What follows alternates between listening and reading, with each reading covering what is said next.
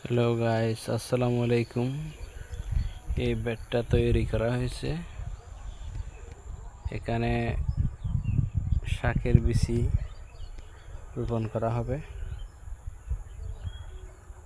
এখানে আগে পানি ছিল, পানি যখন শুকাই গেছে এখানে শাকের বিচি রোপণ করা হবে। এভাবে একে একে করে এখানে আরও বেড আছে, এগুলো পানি কমে গেলে এভাবে করে শাকের বিচি রোপণ করার জন্য তৈরি করা হবে আর কি।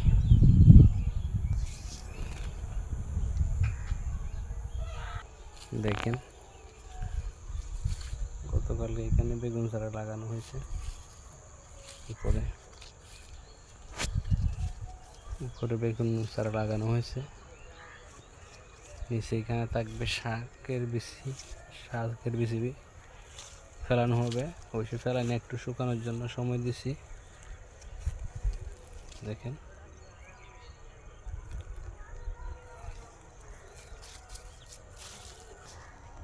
এখানেও একই অবস্থা।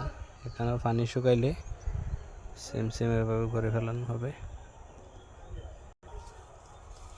এখানে একটা আছে, এখানেও একইভাবে পরিষ্কার করে পানি শুকাই বিচি ফেলে দিবার। এখানেও আছে একটা, দেখেন, এটাও পরিষ্কার করে পানি শুকাই এখানে বিচি ফেলানো হবে। এটা অবশ্যই আজকে রেডি করে ফেলবো।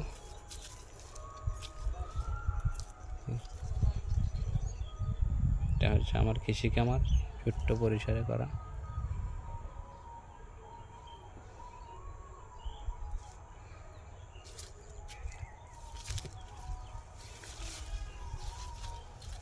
টমেটো গাছ লাগানো হয়েছে।